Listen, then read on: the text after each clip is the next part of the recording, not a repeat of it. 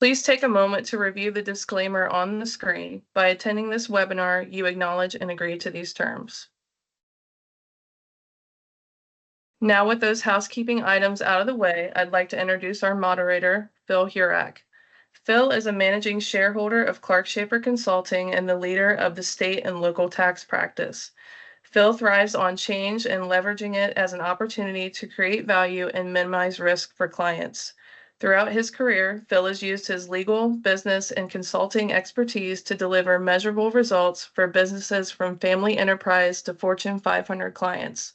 I'll pass it to Phil to introduce our presenters and kick things off. Great. Thank you, Aubrey, and good afternoon. Welcome to everybody here. Some have called this the 2026 Blizzard Edition. I know many here in the Midwest are continuing to fight through the large snow that came through this past weekend. So wherever you are, home or office or on the road, thank you for joining. As Aubrey said, I'm Phil Hurak. I'm shareholder here at Clark Schaefer Hackett, and I'm glad that you've joined us for the 2026 Business Insights, Navigating Change and Driving Growth. Quickly about Clark Schaefer. Clark Schaefer Hackett is a top 60 advisory and accounting firm with more than 550 employees and over $100 million in revenue. We serve clients nationally and globally.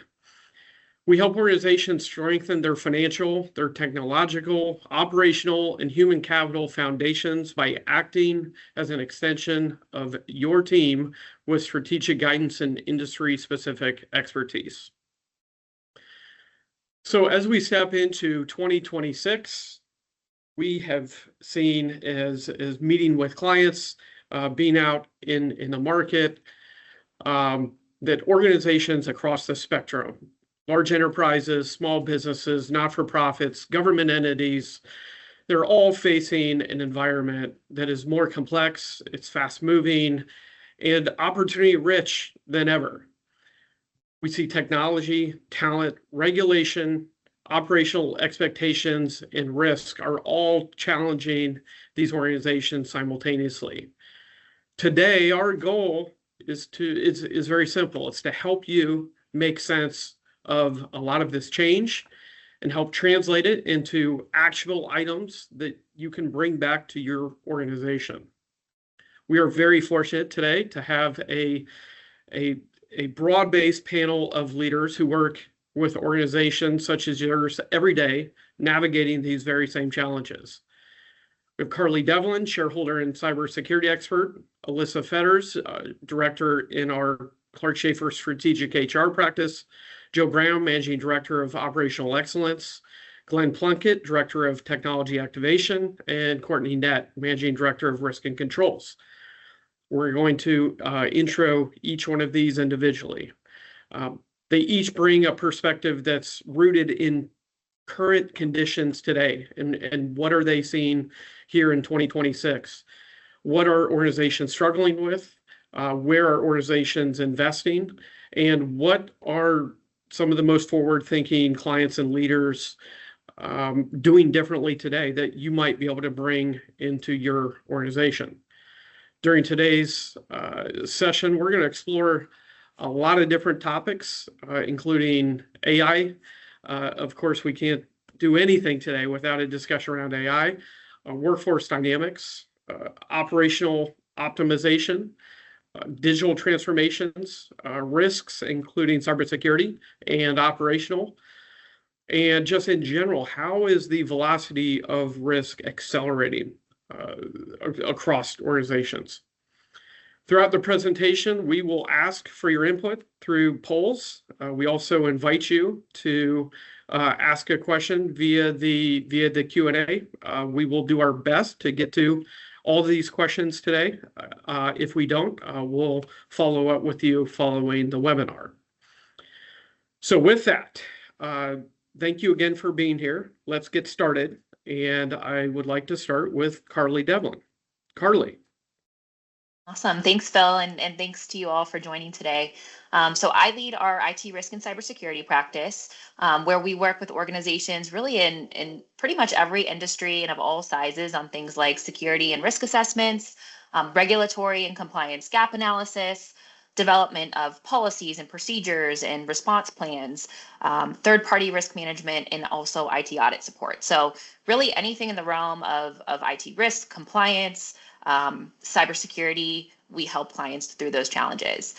So the overarching theme I want to highlight as we head into the webinar is that cyber risk is moving faster than traditional control models. Phil mentioned it, just the kind of the pace of change, the pace of innovation. And so we're seeing rapid adoption of AI and other emerging technologies, and organizations of all sizes are trying to move quickly to keep up. So that means governance and risk management really have to keep pace with that innovation that's happening. Employees are already using Gen AI for a lot of positive and really exciting things, but that presents risk, right? And so putting the right guardrails in place rather than trying to stop innovation altogether is becoming increasingly important for organizations. At the same time, there's a lot happening in the regulatory and compliance space. Cybersecurity, data protection, and privacy requirements continue to expand and evolve, and many organizations are facing more of those regulatory or customer contractual obligations than ever before. And so being proactive, understanding what applies to your environment and what changes are coming is really critical. And then finally, ransomware continues to be a major threat. So it's no longer just about encrypting systems, it's about disrupting operations and exposing sensitive data. And so we're also seeing attackers intentionally target vendors and other weak links to gain faster access to their ultimate targets, which is why third-party risk management is also something that continues to evolve and gain importance. So those trends really kind of set the stage for today's discussion when it comes to cybersecurity, and I'm looking forward to digging into all of that more.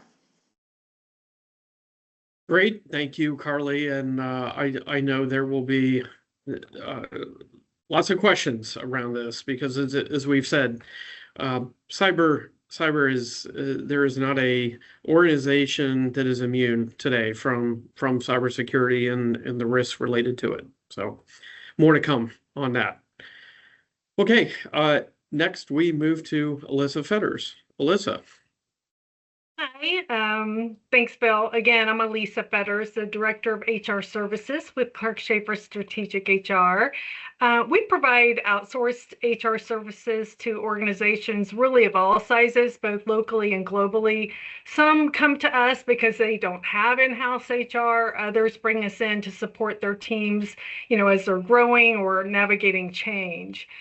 The reason the conversation we're having today really matters right now is that employers are facing several major shifts really all at the same time. We're seeing changes in workforce demographics, rapid advances in technology, as we've been talking about, and continued economic pressure. And all of that directly impacts employee engagement, retention, productivity, and performance. So this is really where we're spending a lot of our time with clients, helping them deal with these challenges in a practical, manageable way. So as we look at the three key areas, there are some that we feel that the employers should really be paying attention to as we move into 2026. The first is managing conflict in an increasingly diverse and multi-generational workforce, because for the first time, many workforces or workplaces have 5 generations working together side by side. I mean, that can be great in terms of, great ideas, innovation, but it also means people are communicating very differently, and that creates conflict. The second is enhancing employee experience in a hybrid work environment amid AI adoption that we've all been talking about so far, and the cost constraints. As we know, hybrid and remote work, those aren't trends anymore. That's really just how work gets done. So it's how we're dealing with that. And then lastly is focusing on strategic workforce planning with the focus on skills rather than just headcount. Projections show that about half of all employees are going to need new skills. And at the same time, around 75% of CEOs say that finding skilled talent is one of their biggest challenges. So it's trying to balance all of that. So I think, right now, those are the 3 biggest areas, and hopefully we can talk more about that as we continue our conversation today. Thank you. Great, thank you, Lisa. Appreciate it. And yes, certainly lots more to come around our human capital strategies. So, okay, next we have Joe Brown leading our operational excellence practice. Great. Thanks, Phil. Thanks, everybody, for being here. So operational excellence, for those that don't play it, right? We help clients see and optimize the value in their core businesses that drive profitable growth. And so it was hard to pick 3 focus areas, but I only had 1 slide, right? So market uncertainty, right? So whether it's AI that we've already talked a lot about, geopolitical risks, a lot of uncertainty that are driving staff decisions. Do you make, do you buy? Supply chain decisions and strategic sourcing can affect your payroll and the skills and capacity that you have in your organization, as well as what you're buying. Global supply chain risks, and then aligning. My last one, I think, is probably my favorite, because in order to succeed in operational excellence and drive the value you seek, you have to make the solution yours, right? And that's a cultural decision. So we see a lot of people absorbing other people's tools to solve their problems, rather than aligning their own people, their own processes to create that value. So that's kind of the world of OpEx in 26 to me. Welcome any questions. Thanks, Phil. Great. Thank you, Joe. Appreciate it. Okay, next we have Glenn Plunkett, leader of our tech activation practice. Yeah, hi everyone. Thanks, Phil, for introducing me. Welcome to the webinar. We do this every year. If you haven't attended the past ones, we usually have some great content that's timely. And everyone's asking about AI. That was a big focus last year, where I mistakenly predicted that we would see mass rollout of AI agents in 2025. It didn't really happen, but safe to say that AI is still a major focus, kind of front and center for everyone. And you can see the sort of things that the Tech Activation Group at Clark Schaefer does. We're looking at artificial intelligence with a focus in finance, enterprise automation, and data analytics. And we find that those all mesh together in a strategy. And with AI in particular, a lot of people are wondering, how do I, should I, and what are the implications of leveraging AI? We really see supply of AI tools sort of outpacing demand for them. And so I'm asking myself the question, well, why aren't businesses ready for AI? And starting to dig into that. So we'll talk about some of those things today. 2025 sort of ended with people saying, well, is there an AI bubble? Is this all going to collapse? And there's chip shortages and other things like that that are weighing on the market. I think it's really just a case of company readiness to employ AI, because there are a lot of factors. It's complicated. There's the whole regulatory landscape, the governance and controls landscape, but also your data estate and how all those things play together. And maybe even some misunderstanding of the landscape in general. Tech vendors have given us lots of great AI tools, but they haven't really told us how to use them. There's not an out-of-the-box solution that can let you throw something like your period close at an AI solution, have it do it for you. But all those things are becoming possible and more feasible, and organizations are becoming more comfortable with it, but it takes time and there's a lot to navigate. So we could talk about some of those things. Great. Thank you, Glenn.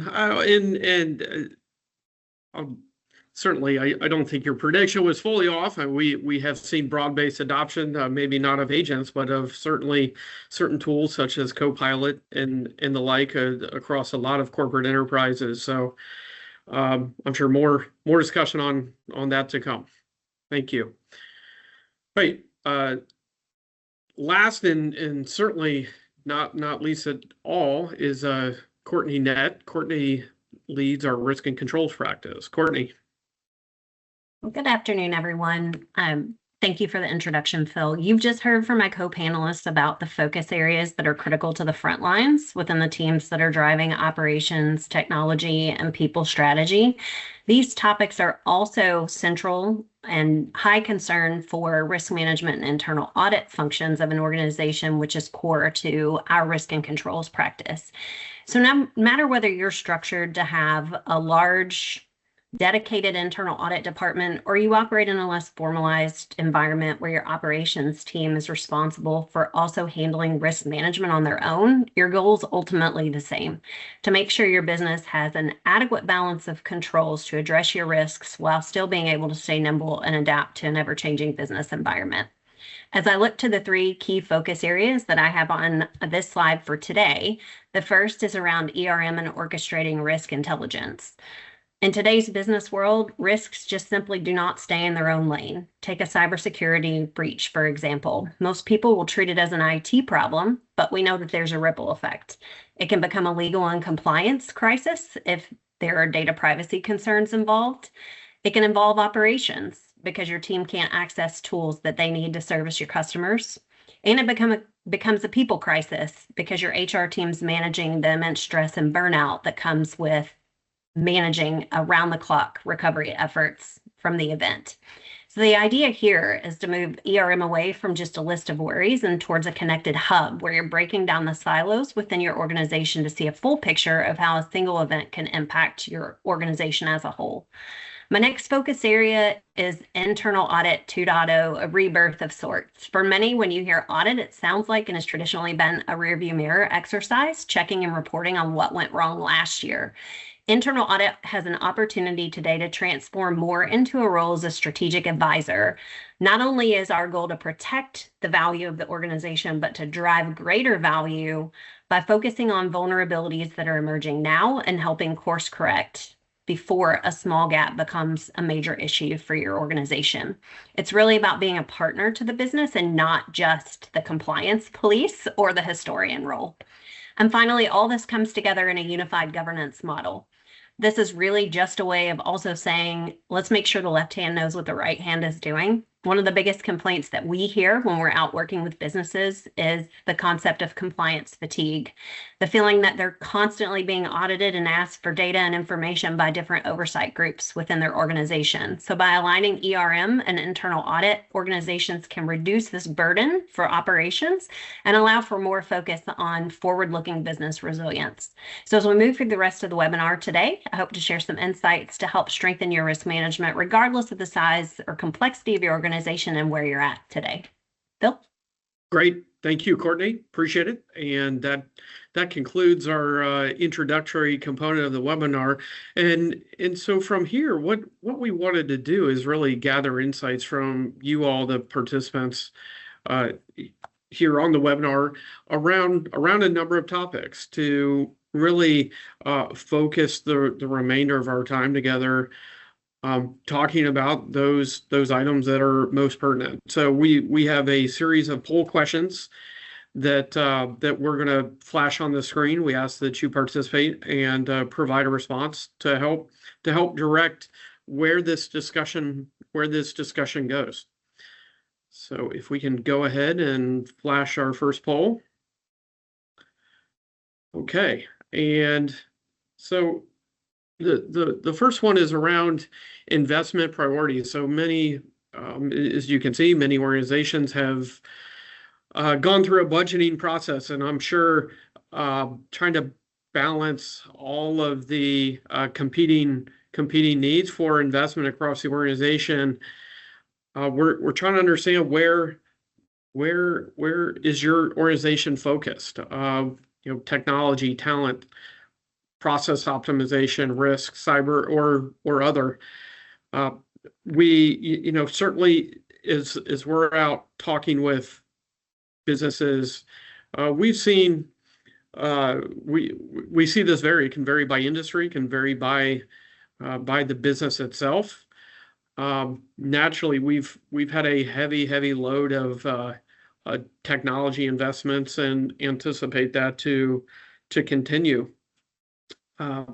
But we've also in more recent years seen some of these pick up pace here. So if Q, if we are ready, if we can go ahead and share the results at this point. Yeah, so the results are visible in the chat. of this meeting, you can see the percentage of who voted for what. Perfect. There we go. Yeah. Okay. So yes, as expected, technology modernization leading the way with nearly 27%. Talent development and process optimization coming in behind there. Glenn, I'm going to start with you, particularly with this technology modernization, and I know you touched on AI a little bit, but we see that there's investment in technology modernization, and that certainly can mean a number of different things. It could mean a ERP upgrade. It could mean AI investment. But for a minute here, let's assume that some are looking at getting started with AI, but are unsure where to start. I may be a manufacturer. I may be a not-for-profit.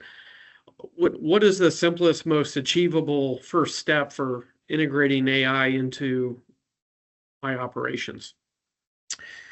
Yeah, great question, Phil. I often advise people to choose something that is both attainable and has some kind of ROI. So maybe it's a process, or maybe it's just providing a new capability for your users through something like Copilot. And start that way because you're going to learn a lot. I mentioned earlier that there's some readiness areas where a lot of companies just aren't quite there yet, either across the enterprise or just in work groups. They're not ready for AI. And you learn, okay, what are the questions I need to be asking? What are the constraints on the technology? What data do I have or not have that is crucial for the AI to be able to operate on?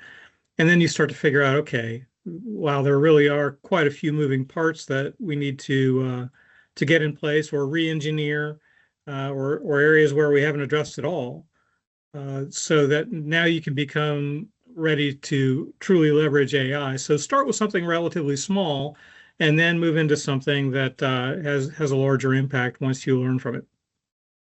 Great, thank you. I guess, Glenn, in a follow-up to that, maybe going broader than AI, what areas of technology modernization are you seeing come up more often today?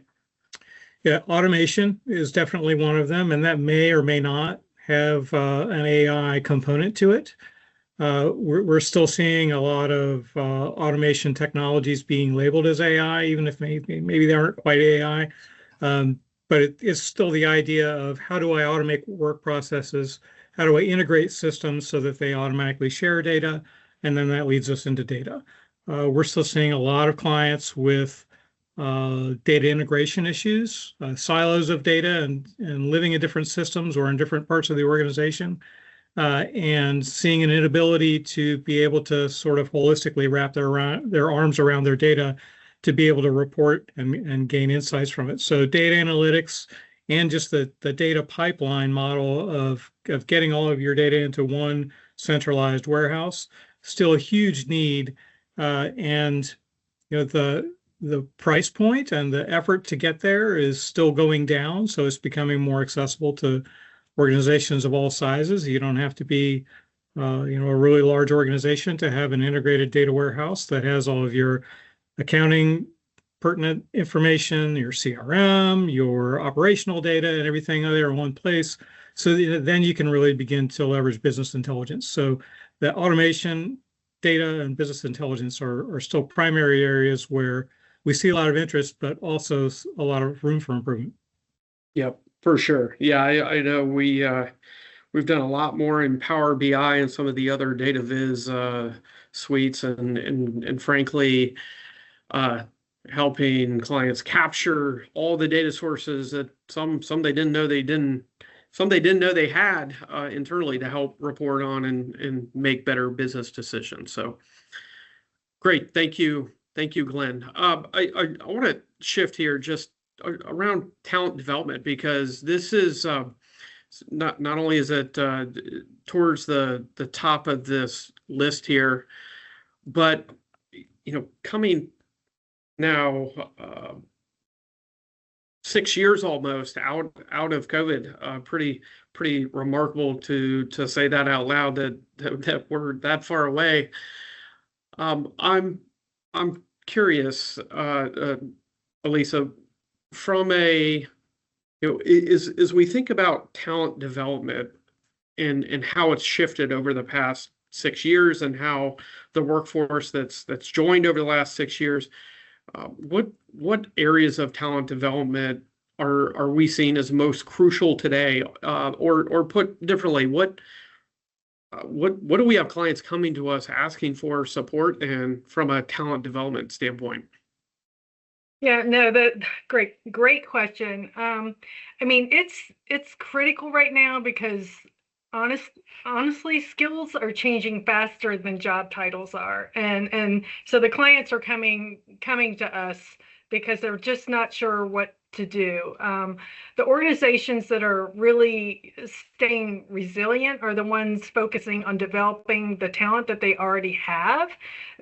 They're investing a lot in upskilling and cross training so that employees can shift roles. They're trying to fill gaps and support each other when priorities change.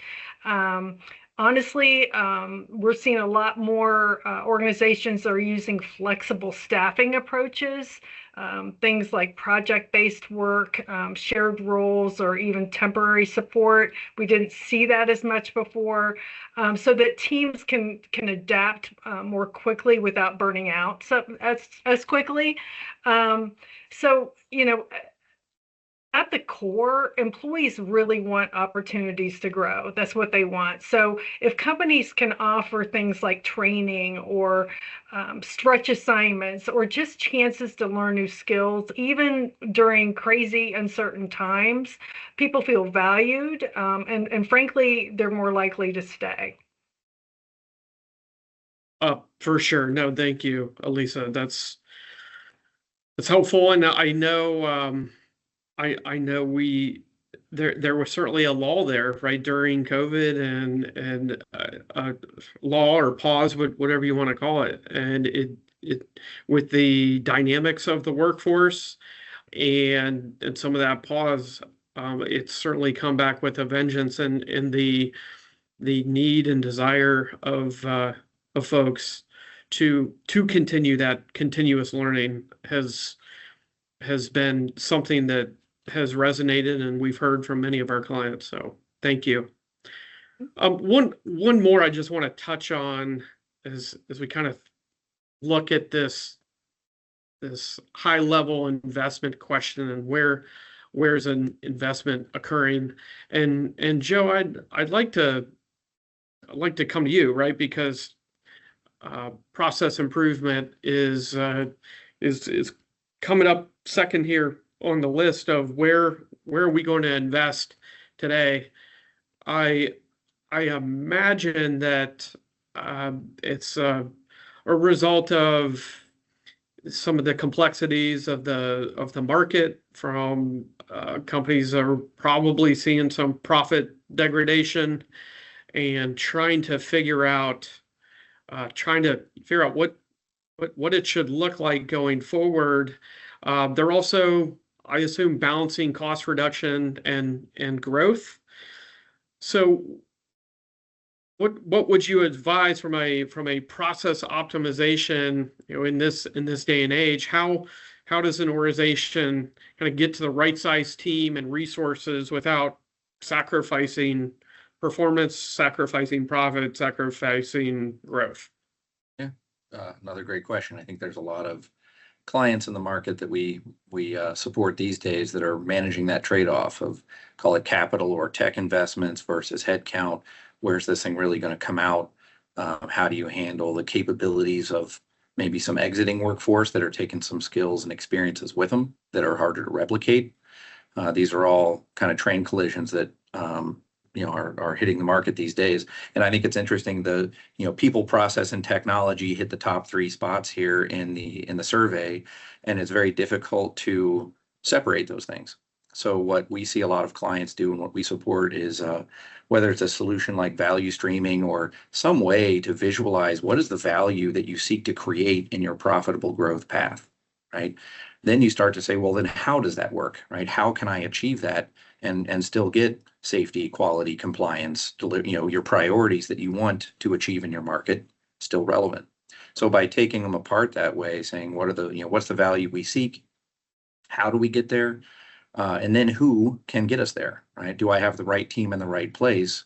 And I think those are three questions in sequence that, are often supported in facilitated sessions where you can help craft that strategy, right? What is the right trade-off of, call it potential headcount in the future against tech or capital? Automation was already mentioned. Those trade-offs, I think, happen in whether it's a value stream app or some tool like that, where you can see and manage those trade-offs without risking your growth or risking an outcome or opening yourself up to egregious systems risk, that Sure. Carly and Courtney have already addressed. Yeah. Well, and Joe, as you mentioned in your opening comments, it's not a one size fits all, right? It's unique to every single organization, and you're going to have different splits and mixes of those, people, process, and technology around what's the problem to be solved and best way to address it. So yeah, great start. Right. What problem do we seek to solve first, and it'll flow from there. Sure. Thank you. Okay, well, that's some great great dialogue there. Again, I'll just reiterate. I know we've had a few questions come in, and trying to weave these in as I address our panelists here. But please keep the questions coming that you may have as it relates to your specific organization. With that, why don't we move on to our next poll, Q, if we can pull that up. And this one is around risk. And as we think about and certainly risk can shift every year. And over the last year or the last several years, we've seen the risk change pretty dramatically for many of our clients, and what kept them the proverbial what kept them up at night has been ever shifting the last number of years. So from your standpoint, the participants here in the webinar,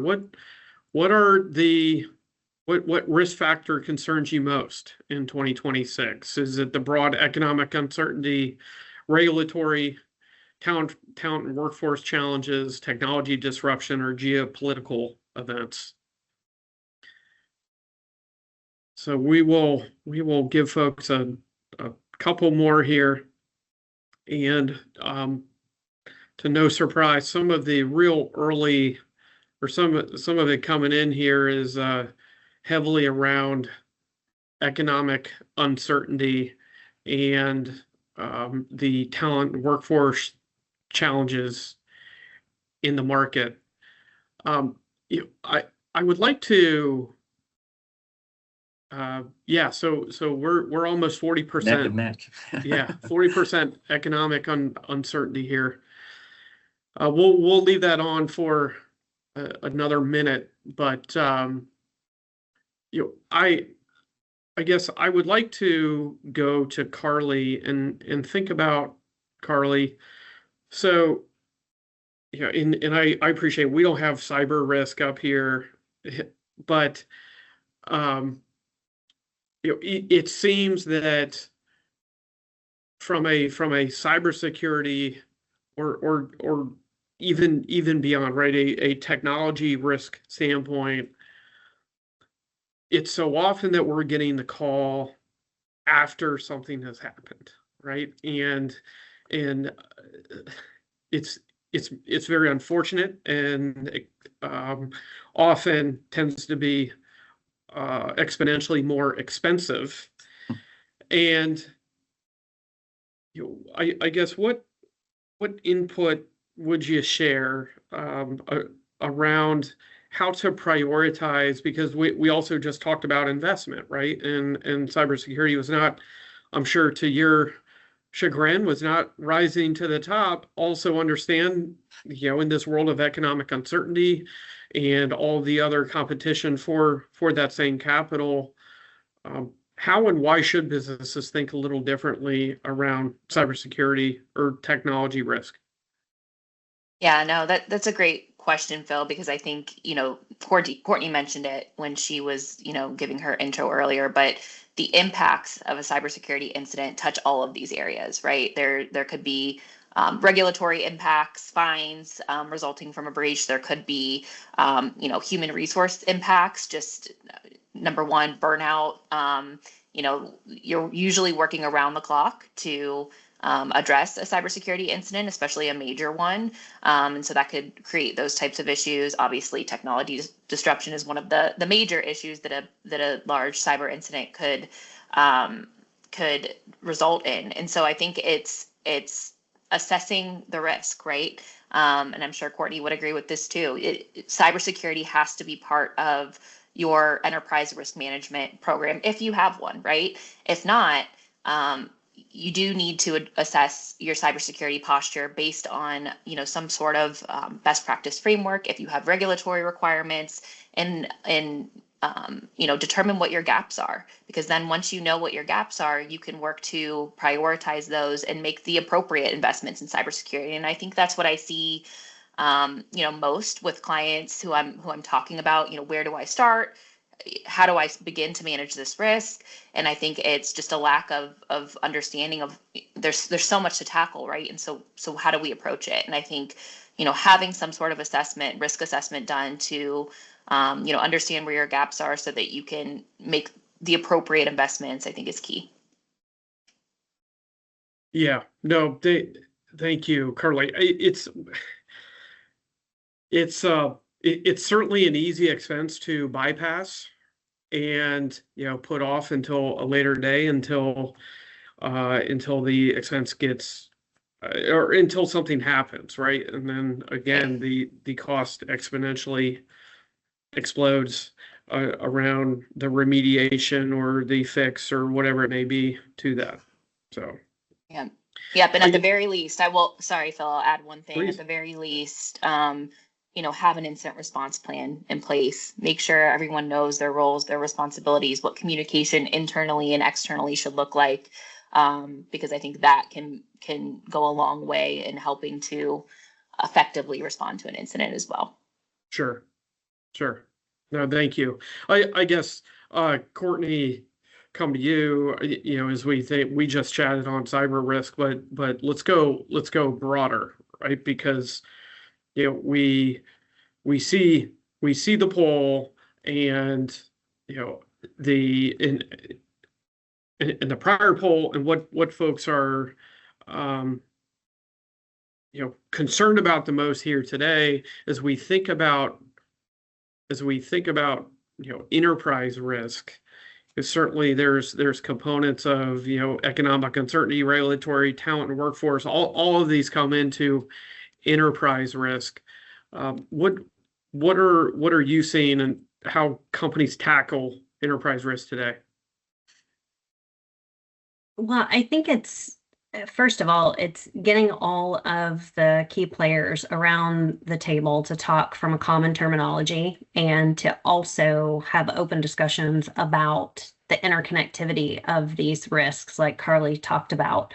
And especially not even just talking about ERM, but talking about internal audit. When you started this first question about the poll, you talked about how we get brought in after the fact, right? After something has gone down a path and has maybe not gone successfully. So thinking about how do you get those minds thinking about risk and getting the right people at the table, whether it's an ERM and internal audit, to be forward thinking about what are the issues that could present themselves, and then thinking about your current control set. So, every organization, regardless of their size, has controls in place.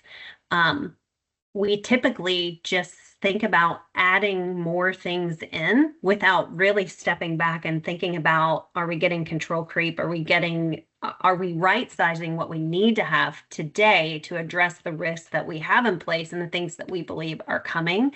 So taking that, getting the right people around the table, consistently talking about it. So making it a dynamic exercise, not something that is static. And we say, okay, well, we're going to have an ERM meeting one time a year. If you're navigating change within your organization at a rapid pace, your approach to risk needs to align with that. So it needs to be more of a monthly exercise to keep pace with the growth and the change that you're seeing in your business. Sure. Thank you. Thank you, Courtney. One question here that has come in, and Lisa, I'm gonna come to you. It says I'm a smaller organization and lack formal HR infrastructure. What should I see? What should I prioritize first here in 2026 to stay competitive? So this may go to this talent and workforce challenge concern here, but so for smaller organizations that maybe don't have a full HR organization, what should I prioritize to stay competitive in 2026? Well, I think the first thing, there's a lot, but I do think the first thing is your people and keeping them engaged. And there are a lot of ways to do that. I would suggest, you can. It doesn't need to be anything complex. It can be very simple. The first thing I would do is make sure that your managers are trained, because they're the ones at the front line that are having the conversations. There are things like, culture surveys, engagement surveys, things like that to get a really good pulse on what's going on in your organization. We highly recommend that. We do a lot of those and they're extremely helpful, but getting a good pulse on where are your people? What are they thinking right now? I think that's the biggest thing, because again, conflict is a huge problem right now. I mean, statistically, what they're saying is 85% of employees are experiencing conflict at work, and it's costing businesses in the US hundreds of billions of dollars a year in lost productivity. So, it's all those employee relations type of issues. So I would be focusing on that. It's uncertain times right now, as we all know. And so focusing on their people and getting a good grip on how they're feeling and what's going on with them, I think is the number one priority. Great. Yeah, for sure. Thank you. Thank you, Lisa. And certainly lots of competing priorities there as well, right? There's no one first. When you ask me that, I'm like, oh boy, I could be talking for the entire hour and a half, honestly. But, sure. Yeah. Sure. Thank you. Okay. No, that's great. So get some perspective there around concerns in 26. So let's go to our next poll, which is up now, from a technology standpoint. Which technology initiative is most critical for your 2026 roadmap? Okay, this is good. Because Glenn, we were chatting about this a little bit before, around getting specifics around what folks are thinking about. So Gen AI implementation, legacy system modernization or custom dev, RPA, data analytics and business intelligence, and cost management. So perfect. We've got great responses coming in. I am going to, Glenn, as we kind of look through this a bit, and we're seeing Gen AI come as a lead, and then looks like next is data analytics and BI. Glenn, let's go there around BI, because you touched on it earlier. And certainly this is a space we've said in chatting with clients that BI has come to Main Street. It can apply to a very small business, and certainly applies to a very large organization with significant data sets and data points.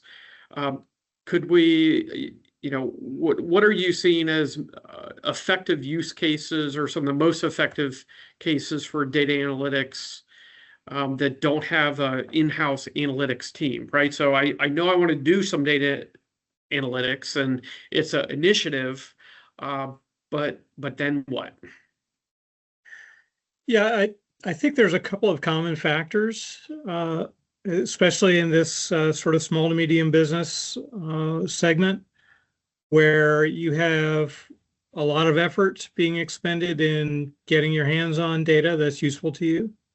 Relatively minimal value in that data once you have it, or sometimes just a rear view mirror look that doesn't really help you operationally very much. And the idea of it's so much effort because I don't have access to this system where that data is contained, but I really would be interested in seeing that data. And it relates to what I do, but mine is over here, and too many different spreadsheets or other sources of data that just really aren't connected. And so it becomes data chaos, if you want to, invent a word there. The value in taking some time to aggregate all that data and relate data together that goes together, and giving everyone access to it, and giving everyone some guidelines on how they can use it, data governance, what you're allowed to do with it and what you're not, what's sensitive and what isn't. How do you make decisions based on the data, and how do you calculate things based on the data? Taking a window of time and really spending time on doing that to understand, okay, what is my organizational approach to using data, and then how do I put that into practice using the tools that are available, even in phases if that's necessary. It doesn't have to be one giant project that consumes a year. You can do it in bite-sized chunks, but doing that is what really actually leads you to business intelligence. Otherwise, we're just using the reports that are built into whatever system that we've purchased. And I'll add that to the list of common factors. Almost universally, people aren't very satisfied with the reports that they get from their ERP system or their accounting system. They prefer something that's more customized.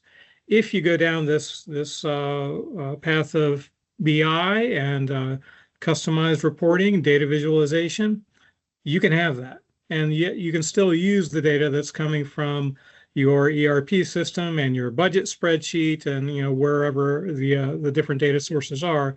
Let's bring them all together and make one picture for your business or your business unit that helps you truly see what's going on in your business, but then also positions you for predictive analytics. A forward look, instead of always just looking at what happens, you can see what's going to happen. You can do the what if analysis. You can bring AI into your data analysis and be able to do much more sophisticated modeling and predictions, and really then begin to use that as a competitive lever. Yeah, thank you, Glenn. Certainly, we are seeing that the access to data and what it is driving, and as far as different decision making, because previously there wasn't full unfettered access to the data in one spot. And I think that's what we're seeing is, okay, now that it's all in one spot, and you're actually aligning the data points showing the causation or reaction to business change. We're seeing that being put into practice within businesses. So I guess, Joe, I'd be remiss though if I didn't come to you here around that same, right? So Glenn has positioned or painted a picture of a client with more and better data and likely some hypothesis around improvement and what that looks like going forward, or how they're going to use that data to make the business better, more profitable, go faster, whatever it may be. How though, I guess, how from a operational standpoint do you view, the data analytics and BI? Great point. And Glenn and I play many of the same games, and we have these conversations on a regular basis. I first look at stable operations, right? Which isn't necessarily as sexy as what's coming down the pike and what's on for next year. Okay. But you still have to keep the lights on, right? So the first thing I think is, how are we taking the data available within the company through, data analytics or business intelligence dashboards, KPIs, metrics, right? How are you feeding that near real-time data back to your frontline leaders to make, value add decisions in near real time day to day, right? So I think that's probably my first stop on the tour, is making sure that that's clicking, right? And you have the right decisions happening at the right level in the organization, kind of on the day to day and stable ops. Once I feel better about that, then I'm reaching for things like change agency, right? Okay, well, what's next, right? How am I using the limited bandwidth that's, say, left over from keeping those lights on, and, not working in the business, but then working on the business. So whether you call it a PMO or a change agency, or, who's thinking next about the next initiative. And that's where I think Glenn makes some really good points about, being proactive instead of reactive. And I'll pick one of my favorites is sales and operations planning, right, as a framework. How are we better forecasting what we're getting in, market-driven future for our goods and services? And how are we using the data at our disposal to better prepare for that future reality, so that it's not a surprise and we can transition our people directly from where they've been to the evolving reality without a huge amount of whiplash. So I would say that's where we spend a lot of time in, change agency frameworks and some of the same understandings of stable operations, but just what is the next version of the stable operation, so it doesn't become a people problem either. Yeah, right, for sure. No, thank you, Glenn, and thank you, Joe. I guess the top vote getter here around most critical 2026 roadmap initiatives is Gen AI implementation, which certainly can mean a number of different things for different organizations. But one that, I'd ask Carly, so often we'll see the IT and innovation teams within organizations go running down a Gen AI implementation path and implement it and push it out internally within the organization, and sometimes even externally, whether it's to customers or otherwise. I know that, sometimes overlooked is the, whether regulatory or the risk side of the house, and what does that mean around AI data usage and safeguards that should be in place? Yeah, great question. And I think, I have a lot of clients who this is a priority for them as well, just as it is for the group, on the webinar today. And a lot of the questions that they have for me is, how do we appropriately secure this, right? Should we just completely ban everything? Should we, allow kind of one approved platform for AI for the organization? And so I think what it comes down to is getting some sort of governance structure set up, right? And it doesn't have to be a fully matured governance framework that you spend, months on creating. I think it's just getting the appropriate guardrails in place to make sure that you have oversight of what's happening from an AI perspective in the environment is the key there. So things like, determining who has roles and responsibility related to overseeing AI, right? Is this an IT initiative? Is this a business initiative? Or what we recommend is that it's a cross-functional team, right? This is not just IT's responsibility. It should be the responsibility of business leaders who want to utilize AI, right, to innovate. and then establishing policy, right? So acceptable use is a really great example. How should we expect our employees to utilize AI? What's acceptable, what's not acceptable? Establishing an approval process for new software that has AI capabilities, so that again, people aren't just going out and purchasing software that has AI. That's where you lose the control. That's where you lose the availability.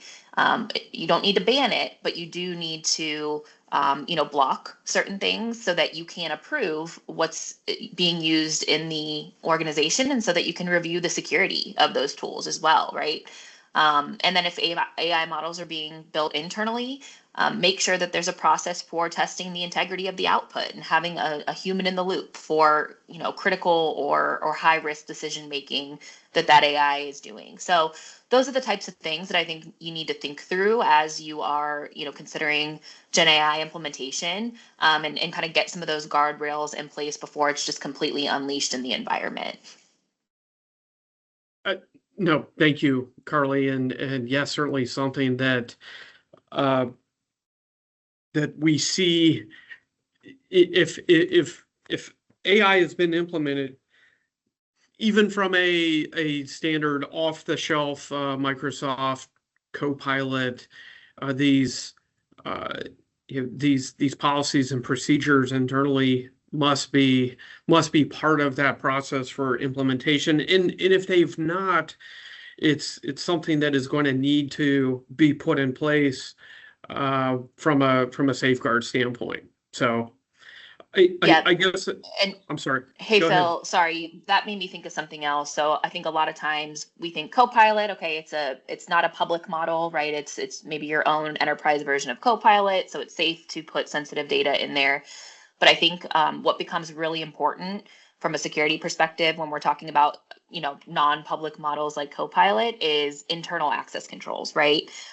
Because what can happen is if you don't appropriately if you don't have access set up appropriately for your internal files, folks internally, it can be more of an insider threat situation where folks internally are querying Copilot and trying to get information about, salaries within the organization. And if that HR file that has been uploaded to Copilot for, analysis or for whatever reason does not have the appropriate access controls around it, that information could be exposed to a larger group than it should be within the organization. So that's just another consideration when it comes to that AI governance topic. Sure. And Phil, I would add just one other consideration here to kind of add to what Carly has said. If you're not setting up that framework, I think we all know that in today's environment, we've already touched on it a couple of times, that we are trying to do more with less in today's environment. People feel constantly, stressed and overwhelmed by their responsibilities. Seems responsibilities are never shifted. Your team is usually asked to take on more. Some of that can, if you're not defining your own framework and your own governance, can lead to some really critical risks that your employees are going to start utilizing, I guess, what we call shadow AI, using other sources, and you don't even know where your data is going. So it's really, really important, as Carly said, to put some of those guardrails around it to protect your reputation, your customers, your data, and ensure longevity of your business. Sure. Well, and Courtney, let me stick with you though, because whether it's AI policy or some other risk-based policy within an organization, we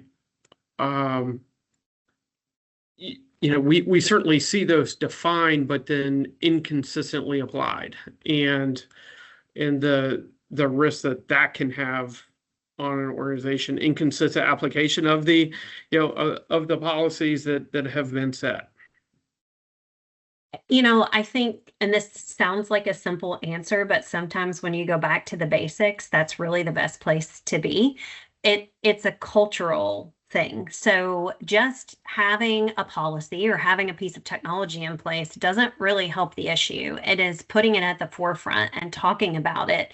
Requiring that your team acknowledge those policies, like Carly talked about acceptable use, like making sure that those things are living and breathing within your organization versus something that, again, is just static. We announce to the company we've done something and then we don't talk about it anymore. It needs to be an ongoing message and something central in the communication to the team in order for it to become a part of the culture and the awareness of your team to ensure that they're carrying out the directive that you're giving through implementation of a policy or some sort of governance framework. Yeah, great point, Courtney. Thank you. Okay, I think we're ready for our next poll question here. Just a couple left. Again, while that is being pulled up, and again, some of these questions are being spurred from the Q&A where we're getting questions from you all. So would encourage you to keep those coming. So this poll here is which operational improvement area, which we know is one of the top investment areas for organizations in 2026. So which operational improvement area is most urgent for your organization? Is it process automation and digitization, supply chain optimization, growth enablers, cost reduction initiatives, or performance measurement frameworks? Certainly, we have, as we think about growth enablers, I put in there traditional CapEx, so M&E and in building. So as you all are answering here, yeah, I mean it's pretty interesting. We're continue to see this trend, and I'd say more so this year than ever, is a major trend towards process AI, digital technology investments, which Joe, as we think about, because like I mean we've now been through multiple poll questions and it has been pretty consistent and consistent with what we've heard in the market and chatting with our clients. But how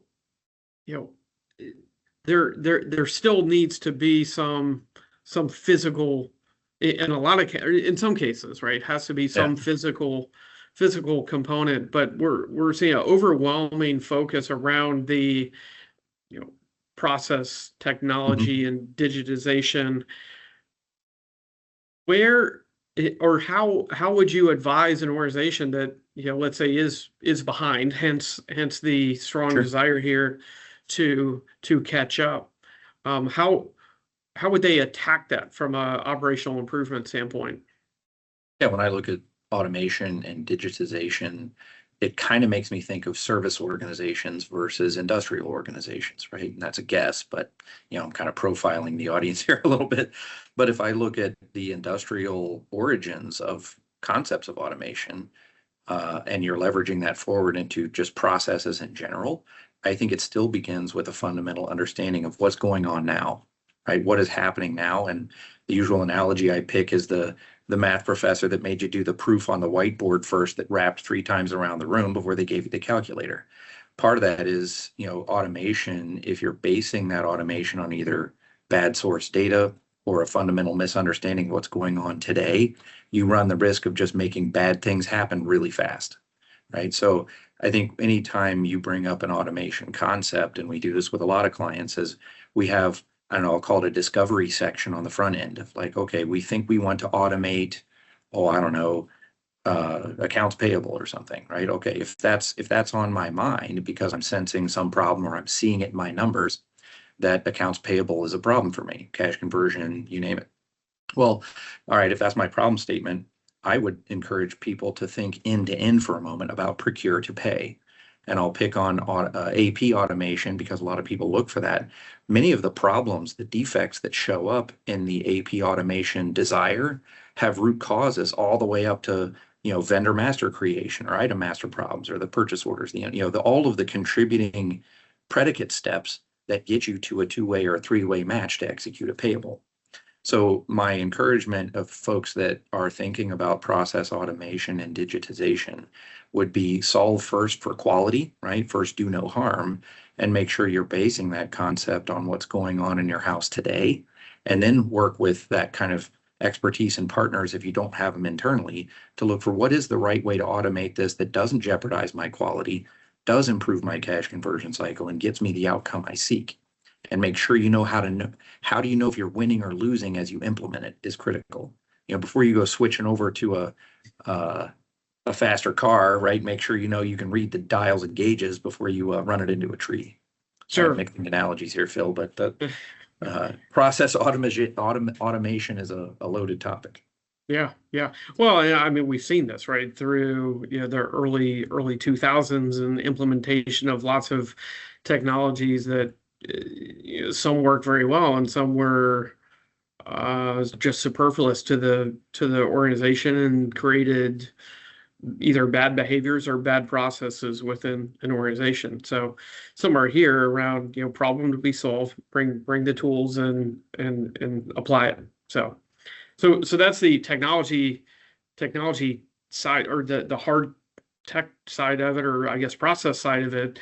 I guess Elisa, I'd love to go to the people side of it, because again, we're seeing this trend through these polls and poll questions with a large focus around technology, digitization, AI, and we know that we have both leaders, be it executive leaders or frontline leaders, or even staff members that are not only multi-generational, so come from different generational backgrounds, but they also all have very different technology backgrounds and experiences with technology.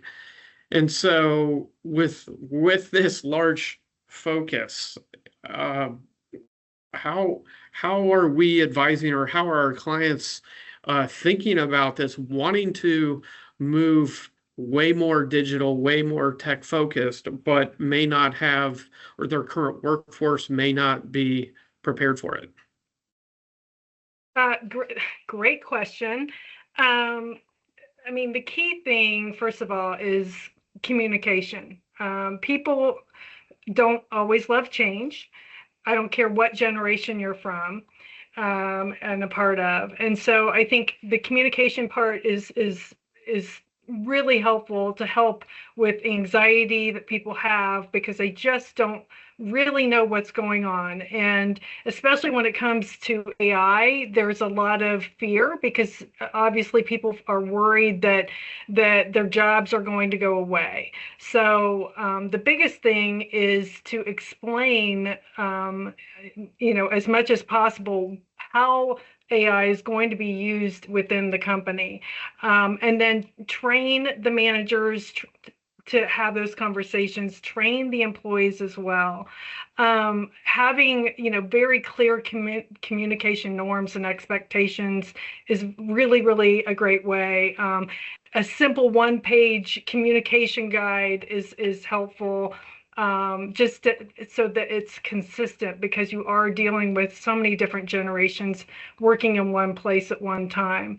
The other thing is I do want to just fall back again, because there is with technology there, and people do get nervous. There will be a lot of conflict, and so due to all of the changes, the shifting responsibilities, tension is going to build. And so having proactive conflict resolution training, having that there in the organization, really will help people navigate those moments before things escalate.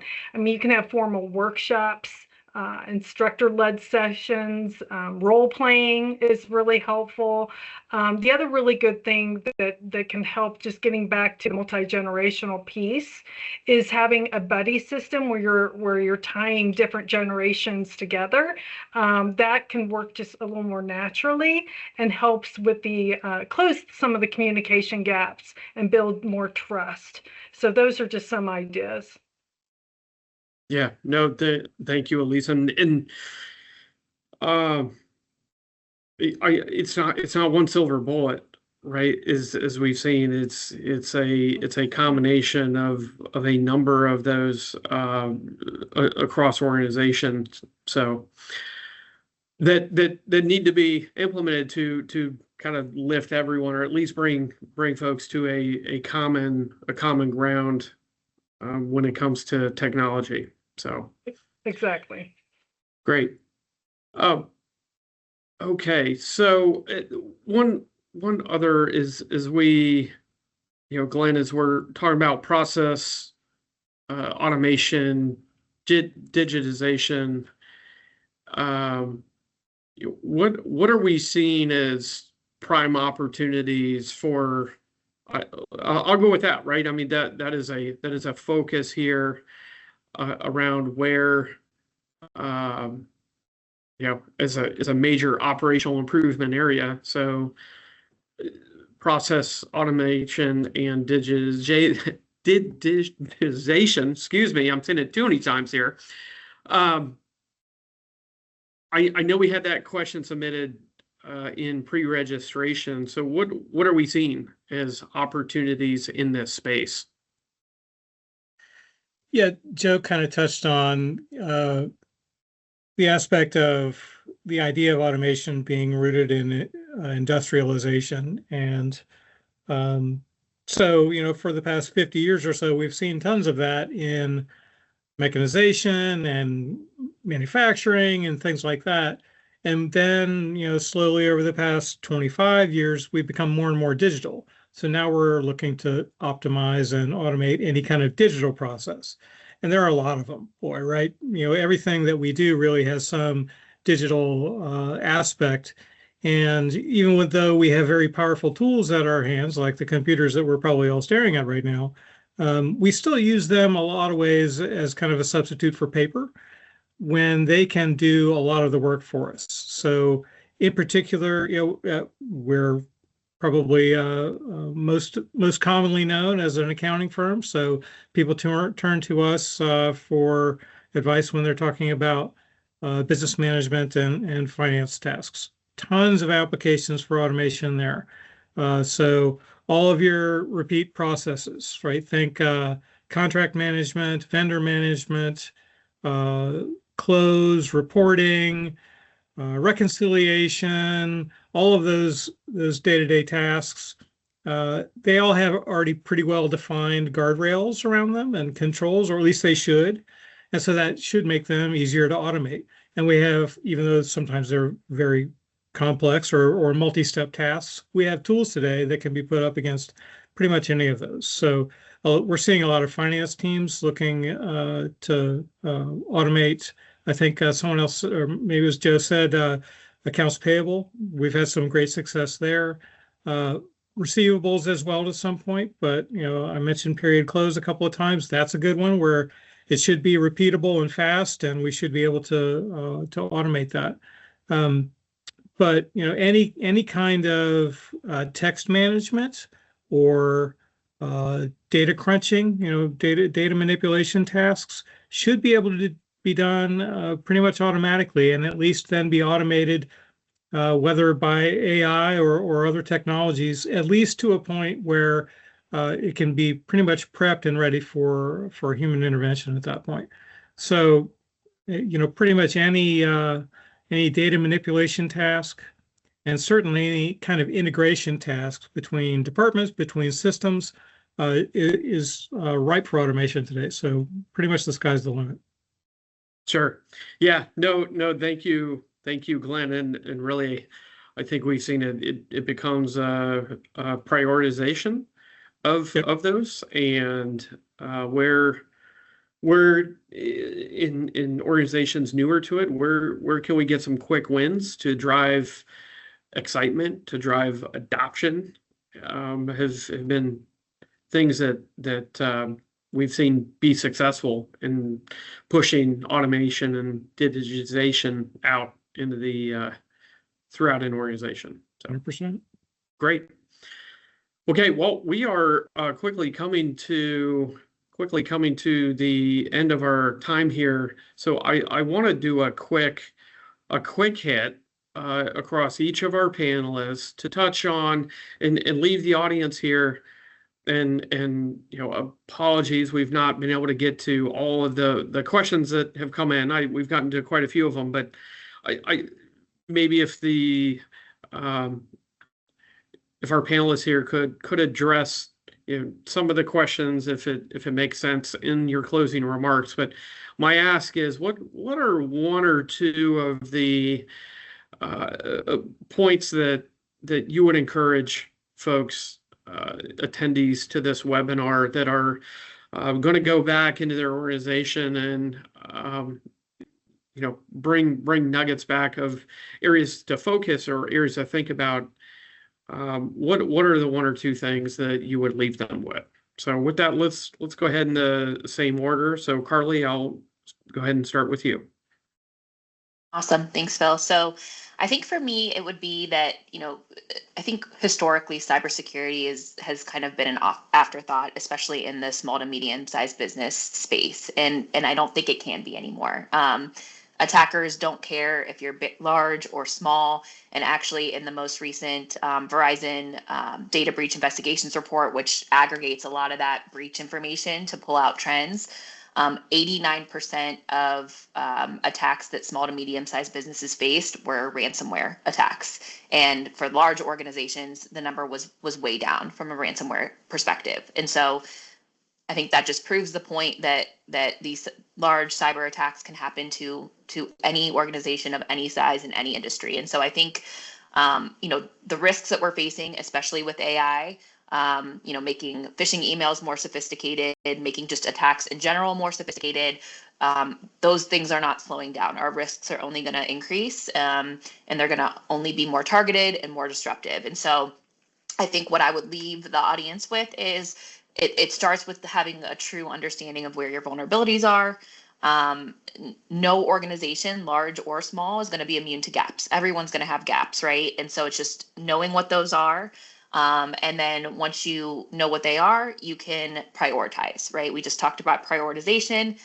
The same goes here. Not everything can be fixed at once. Not everything carries the same level of risk. And so knowing what matters most to your business is going to allow you to focus the right resources on cybersecurity, whether it's, investments in tools, processes, or partnerships, right? To maybe get something off your plate. If you have that knowledge around your current state, your current environment, it puts you in a better position of, resilience rather than vulnerability. Great leave behinds there, Carly. Appreciate it. Thank you. Yeah. Next, Elisa. Yeah, and it's again, it's hard for me to just have a couple, but I would say this, workplaces are changing so fast with the communication, how we work, and the skills that we need to stay competitive. So I really think, you can just have small intentional steps that can make a big impact. With everything we talked about today, the one thing I would say first would be to establish a formal skills inventory so you can look at your gaps. Building a simple but structured system. You can have a spreadsheet or maybe some kind of lightweight dashboard of sorts that would catalog the current skills of your workforce versus future needs. That is how you will stay competitive. You can do a skills survey by talking to your employees, things like that. Also, we did discuss AI so much and technology and the confidence that employees have in that. I would focus a lot on helping employees feel equipped not overwhelmed. As more AI and automation tools are integrated, again, you could have short role-based learning modules. I mean, these can be things like 15, 20 minutes, hands-on type sessions, and just clear explanations. I mean, essentially what, again, there will be a lot of change. There always is, and a lot of conflict. But the more transparent you can be, more proactively you can communicate, the more successful that you will be as an organization. Great. Great points. Thank you, Elisa. Appreciate it. Joe, from a operational standpoint. Yeah, I guess I think of the proportionality of the organization that tends to fall under ops collectively tends to be large. And I think as a leader in your organization, I would leave you with the idea that the way you articulate your profitable growth strategy, say to your peers or to your fellow leaders, how is that echoing down the ranks to your pointy end customer facing folks, right? Are they on board with that? Do they understand how they're winning or losing at that on a day to day? Before you start layering on all of the new things and the change and the things you want to see, right? Because managing, I think, that operational bandwidth of working in the business and keeping the lights on versus working on the business to make it more, better, faster for the future, I think it's up to you as a leader to balance that. So my first, I guess my leave behind would be, how is your profitable growth strategy echoing down to your pointy end people? And do they feel equipped to succeed with that in 2026? Because that'll probably tell you at the end of 26 whether you're going to win or lose that game. Sure. Thank you, Joe. Glenn? Yeah, pretty straight and to the point. Let's stop being okay with less than integrated and automated technologies, right? We spent a whole lot of time and a significant investment in the technology that we have, and then we don't use it very effectively. There are so many opportunities. The price point on automation and data visualization and technologies like that is coming down constantly. It's more accessible than ever. Let's stop being okay with preparing and sharing data all through manual means and living out of Excel when we have much better opportunities available. Amen to that one. Thank you, Glenn. Appreciate it. Finally, Courtney. Okay, a couple of takeaways I would think about is, if you're not already documenting, and don't overthink risks, just get the right people around the table and start talking about it and get it down on paper, get it out of people's heads so that you can start having meaningful conversations about it. One thing I would say is, beyond just what is the risk, how is it going to impact us? So thinking about that, the impact and likelihood, the so what to it, and who the risk owner is. Think about what you're already doing today that is addressing or mitigating that risk. And if not, you've already identified something that you need to immediately go into action about. But one step that I think people really fail to think about or don't have incorporated is early warning indicators. Start thinking ahead. If contribution margin drops to X, or if something happens with headcount, it moves X percentage, that is an indicator that we have some sort of issue. Get that down so that you can start to get ahead of risk and be proactive about it instead of reactive. The second thing that I would suggest is do some scenario planning. Most people are already doing it in the IT space. We start doing tabletop exercises to think about, how could a cyber event impact us? Broaden that. Think about, what if we lost a key leader in our business? What if we had a significant supply chain disruption? Things that are likely to become reality in your business. Start talking about them and figuring out, what would you do? Key steps to be carried out in the event of one of those things coming to fruition, because it's going to allow you to get moving much faster and not spend the initial days of an incident or an event like that being in chaos. You'll know exactly what you need to do and what steps you need to move forward with to sustain business and to contain the event. Excellent advice. Thank you. Thank you, Courtney. And I'd like to extend my thanks to all the panelists and certainly all of you for joining us today, and the great engagement that we had throughout the session. So many questions coming through, and great engagement with the polls. I think from this discussion, my takeaway is that 2026 is going to reward those organizations that are proactive, that are adaptable, and that are intentional about the things that they're looking at doing, right? So being very intentional about those. The landscape is certainly extremely complex, as we've heard, crossing from operations, cyber, risk, technology, and HR. And all of our teams are here to support you as you plan, prioritize, and execute plans for your organization. There will be a recording of today's webinar shared with a summary of many of the key insights that you've heard today. If you have questions or want help applying some of the ideas that you heard about today to your organization, please reach out directly to any of our panelists here, or you can contact us at info@cshco.com. On behalf of all of us here at Clark Schaefer, we thank you and look forward to working with you in the year ahead. Best of luck. Thank you for your time today. Have a great day.